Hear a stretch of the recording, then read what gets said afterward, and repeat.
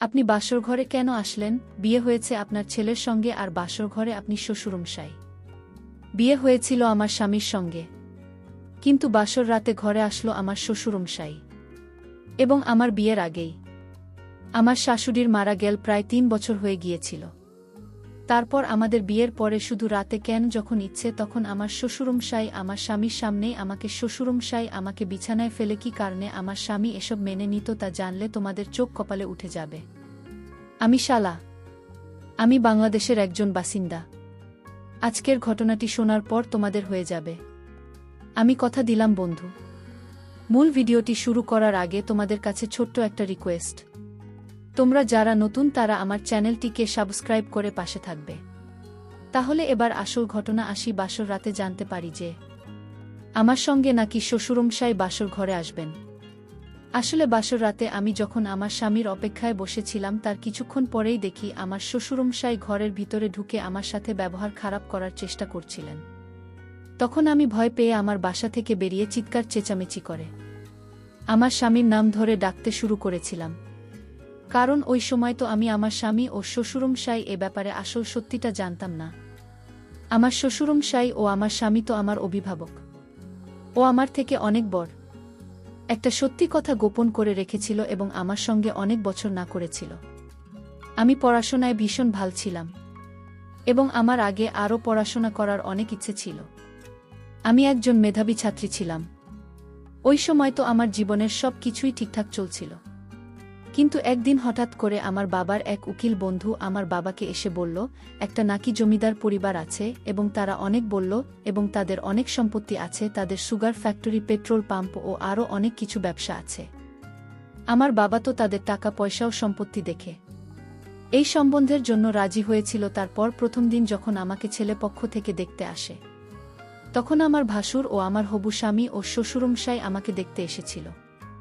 যেদিন তারা ৩ জন মিলে আমাকে দেখতে এসেছিল সেদিন আমার শ্বশুরমশাইয়ের ব্যবহার দেখে তো আমি খুব আশ্চর্য হয়েছিলাম।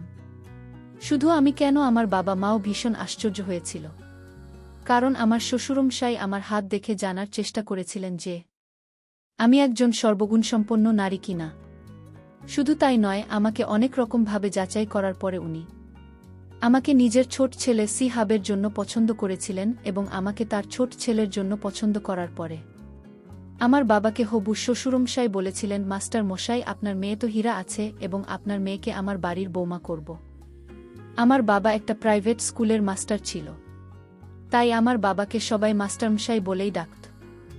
আমি বাবা মায়ের একমাত্র কন্যা সন্তান ছিলাম। ছেলেপক্ষ থেকে যখন আমাকে দেখতে আসার কথা হয়েছিল তার আগে আমার বাবার বন্ধু মানে উকিল কাকু ছেলেটির ছবি, আমার হবু স্বামী সিহাবের ছবি আমার বাবাকে দেখেছি এবং সিহাবের সুন্দর চেহারা দেখে তো আমার বাবা তাদেরকে আমাদের বাড়িতে আমন্ত্রণ জানিয়েছিল। কিন্তু আমরা কেউ স্বপ্নেও ভাবতে পারিনি যে আমার জীবন তো মুহূর্তের মধ্যেই নরকে পরিণত হতে চলেছিল। এমনকি আমার শ্বশুর আমাকে যেদিন দেখতে আসে সেদিনই এই বিয়েটা পাকা করে দিয়েছিল। কিন্তু আমার বাবা যখন এই বিয়েটা পাকা করার আগে ভাবনা চিন্তা করার কিছু দিনের সময় চেয়েছিল, আমার হবু শ্বশুরমশাইকে বলেছিল, জমিদারবাবু, এত তাড়াহুড়ো করার কি আছে, আমাকে তো কিছু দিন সময় দিন ভাবনা চিন্তা করার জন্য। তখন আমার হবু শ্বশুরমশাই আমার বাবাকে বলেছিল, মাস্টারমশাই, এই হিরেটা আমি তাড়াতাড়ি আমার রাজপ্রাসাদে নিয়ে যেতে চাই, আমার রাজপ্রাসাদের শোভা বাড়ানোর জন্য। তারপর আমার হবু শ্বশুরমশাই তার পার্সোনাল উকিলকে মানে আমার বাবার যিনি বন্ধু ছিলেন উকিল কাকু, উনাকে আমার হবু শ্বশুরমশাই চোখে চোখে কিছু ইশারা করলেন।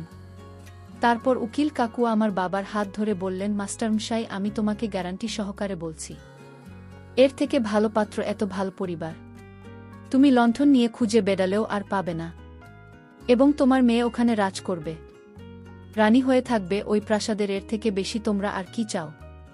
তাই সম্বন্ধটা পাকা করে দাও, বেশি ভাবনা চিন্তা করার কোনো দরকার নেই। আমি আছি তো। ঠিক ওই সময় আমার শ্বশুরমশাই নিজের পকেট থেকে একটা স্বর্ণের আংটি বের করে নিজের ছেলের হাতে দিয়ে বললেন, আংটিটা আজকে পরাতে হবে। তারপর আমার বাবা মাও খুশি হয়ে আমাকে ঘরের ভিতরে নিয়ে গিয়েছিল একটুখানি তৈরি করার জন্য। আমি তখন ঘরের ভিতরে বাবা মাকে বলেছিলাম, বাবা, আমার কিন্তু কিছুই ঠিক লাগছে না, কারণ তারা আমাকে দেখতে এসে এত তাড়াহুড়ো করে বিয়ে পাকা করছে। আমাদের তো কিছু দিনের সময় দেওয়া উচিত ছিল। বাবা তখন আমার মাথায় হাত দিয়ে বলেছিল, শালা, আমার বিশ্বাস যে এর থেকে ভালো পরিবার তুই আর পাবি না মা। কারণ আমি তো শ্বশুরমশাইয়ের সঙ্গে তোর পড়াশোনার ব্যাপারে আলোচনা করেছি, এবং এটা বলছি যে তুই আগে আরও অনেক পড়াশোনা করতে চাস। তখন তো শ্বশুরমশাই বলেছে তুই যত পড়তে চাস ওরা নাকি পড়াবে, পড়াশোনার ব্যাপারে তাদের নাকি কোনো আপত্তি নেই। এবার তুই খুশি আছিস, কারণ তুই যেটা চাইছিস সেটা তো পেয়ে যাচ্ছিস। তারপর বাবা যখন আমাকে এটাও বলেছিল যে আমার শ্বশুরবাড়ির লোকেরা নাকি বিয়ের পরেও আমাকে পড়াশোনা করার সুযোগ দেবে, এই কথা শুনে তো আমি বাবা মায়ের মুখের দিকে তাকিয়ে সেজেগুজে তৈরি হয়েছিলাম। তারপর সেদিনই আমাদের আংটি বদল হয়েছিল, এবং তার কিছুদিন পরেই বিয়ের তারিখ পাকা হয়েছিল। এমনকি আমার আংটি বদল হওয়ার সময় আমার শ্বশুরমশাই যা কাণ্ড ঘটিয়েছিল সেটা শুনে তো আপনারা অনেক বেশি আশ্চর্য হয়ে যাবেন। আসলে আংটি বদলের সময় আমি তো শিহাবকে আংটি পরিয়ে দিয়েছিলাম, কিন্তু জানি না কেন তার মুখে তখন হাসি ছিল না। এমনকি সে তো আমার দিকে তাকিয়েও দেখেনি। শুধু তাই নয়, আমার হবু স্বামীর মুখে তখন হাসি ছিল না। শুধু আমার স্বামী কেন, আমার ভাসুরের মুখে কোনো হাসি ছিল না।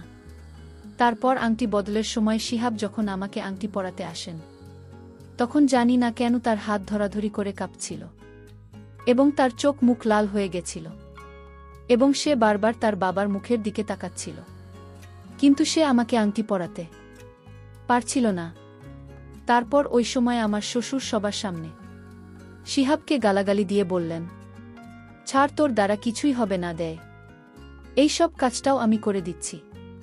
এই বলে আমার শ্বশুরমশাই আংটিটা শিহাবের হাত থেকে কেড়ে নিয়ে উনি নিজেই আমাকে আংটিটা পরিয়ে দিয়েছিলেন। ওই সময় তো আমি কিছুই বুঝতে পারছিলাম না যে তারা এসব কি করছিল। আমার শ্বশুরের কাণ্ড দেখে তো অনেক বেশি আশ্চর্য হয়েছিলাম, এবং আমার হবু স্বামী কেন এত ভয় পাচ্ছিল আমাকে আংটি পরানোর সময়।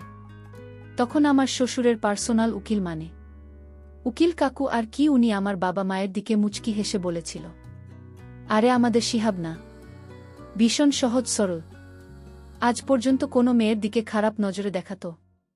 অনেক দূরের কথা, সে তো আজ পর্যন্ত কোনো মেয়ের সঙ্গে কথা বলেনি, তাই সে হয়তো একটু ঘাবড়ে গেছে।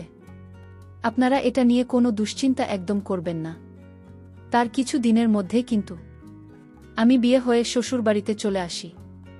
বিয়েতে যখন আমি শিহাবের সঙ্গে মণ্ডপে বসেছিলাম, সেদিন কিন্তু তার মনে অনেক ফুর্তি ছিল, এবং সেদিন কিন্তু আমার শ্বশুরমশাই আমাদের বিয়েতে উপস্থিত ছিলেন না। আমার বাবা যখন আমার শ্বশুরমশাইয়ের খোঁজ স্বামী নিতে শুরু করেছিল, তখন উকিল কাকু আমার বাবাকে বলেছিল, রাত্রি 9টার পরে নাকি আমার শ্বশুরমশাই নিজে ওষুধ খেয়ে শুয়ে পড়েন। উনি নাকি 9টার পরে আর রাত জাগতে পারেন না, আর সেজন্যই নাকি উনি আমাদের বিয়েতে উপস্থিত থাকতে পারেননি। এই কথাটা শুনে আমার মনে একটু খটকা লেগেছিল। তারপর বিয়ে করে যখন আমি বিদায় হয়ে শ্বশুরবাড়িতে চলে আসি, তখন বাসর রাতে স্বামীর অপেক্ষায় বসেছিলাম। ভেবেছিলাম স্বামীর সঙ্গে অনেক ভালো সময় কাটাবে।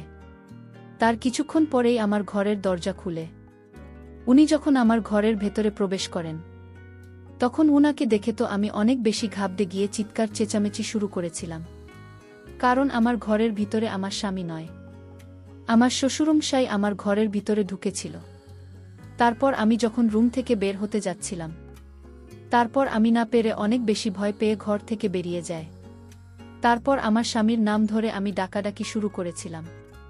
তখন আমার স্বামীকে দেখলাম যে সে নিচে বারান্দার ঘরে ফোনে কারো সঙ্গে কথা বলছিল। তখন আমি আর না পেরে অনেক বেশি ভয় পেয়ে তাড়াতাড়ি আমার স্বামীর কাছে গিয়ে বললাম, তুমি এখানে আছো, আর ওদিকে তোমার বাবা আমার সঙ্গে কি সব করার চেষ্টা করছেন, এসব কি হচ্ছে? আমার স্বামী তো সব কিছু শোনার পরেও মাথা নিচু করে চুপচাপ দাঁড়িয়েছিল। তারপর উপর থেকে আমার শ্বশুরমশাই নিচে নেমে এসে বললেন, আমার ছেলেকে জিজ্ঞেস করার কোনো দরকার নেই, আমি নিজেই তোমাকে সব কিছু বলে দিচ্ছি। তারপর আমার শ্বশুরমশাই আমাকে যা বলেছিলেন সেটা শুনে তো আমার দম বন্ধ হয়ে আসছিল।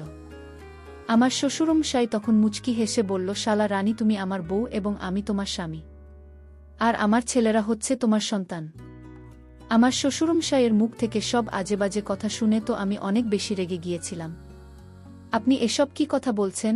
আপনার মাথা ঠিক আছে তো? আমার শিহাবের সঙ্গে বিয়ে হয়েছে, আমি তখন শিহাবকে বললাম, শিহাব, তুমি চুপচাপ এখনো দাঁড়িয়ে আছো কেন?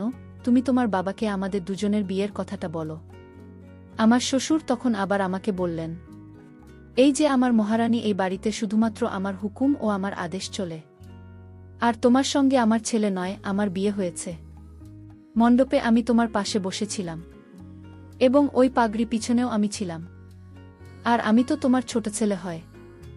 আর আমার 2 ছেলে তো আগেই বিয়ে হয়ে গেছে, তাদের বউ আছে।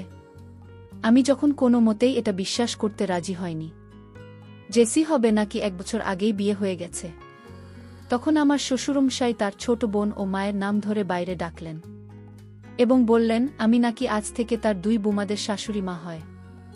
শ্বশুরের মুখ থেকে সবকিছু শোনার পরে তো কিছুক্ষণের জন্য আমি গান শূন্য হয়ে গেছিলাম।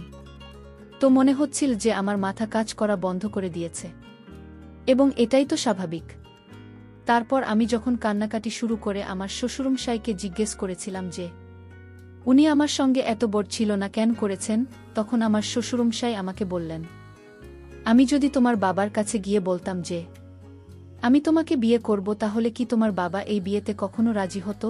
কারণ আমি তো একজন বয়স্ক বুড়ো মানুষ, আর তুমি কত তরুণী, তাই আমার ছোট ছেলেকে মোহরা বানিয়ে ছলনা করে তোমার সঙ্গে বিয়ে করেছি, এবং আমি তোমার বাবা ও মাকে মিথ্যে কথা বলছিলাম যে আমার ছোট ছেলে সিহাবের সঙ্গে তোমার বিয়ে দিতে চাই। কারণ প্রথম নজরে তোমাকে দেখি আমি ভেবে নিয়েছিলাম যে বিয়ে তোমাকেই করব, কারণ তুমি কত সুন্দরী ও তরুণী। সেটা যেভাবেই হোক না কেন, আমি বিয়েটা তোমার সঙ্গেই করব। তারপর শ্বশুরের মুখ থেকে সবকিছু শোনার পরে আমি যখন কান্নাকাটি করে আমার শ্বশুরের সামনে হাত জোর করে বলেছিলাম আমাকে যাতে বাড়ি যেতে দেয়, তখন আমার শ্বশুরমশাই আমাকে বলেছিলেন, ও আমার রানী, তোমাকে তো বিয়ে করেছি এই বাড়ির মালকিন করার জন্য, তাই আজ থেকে এটা বলা ছেড়ে দাও যে তুমি বাবার বাড়ি যাবে। তারপর আমার শ্বশুরমশাই তার ছেলে ও বৌমাদের উপর অনেক জোরে চিৎকার করে হুমকি দিয়ে বললেন, তোমরা 4 জন মিলে এখানে দাঁড়িয়ে কেন নাটক দেখছে, নাকি সব নিজের ঘরে চলে যাও এবং আমাদের স্বামী স্ত্রীদের একা ছেড়ে দাও। এটা আমাদের মাঝখানের ব্যাপার, এমনিতেও আজ আমাদের বাসর রাত। তারপর আমার শ্বশুরমশাই আমাকে ঘরের ভিতরে নিয়ে এসে আমার সঙ্গে জোর করে সারা রাত। সেদিন আমি সারা রাত ঘুমাইনি।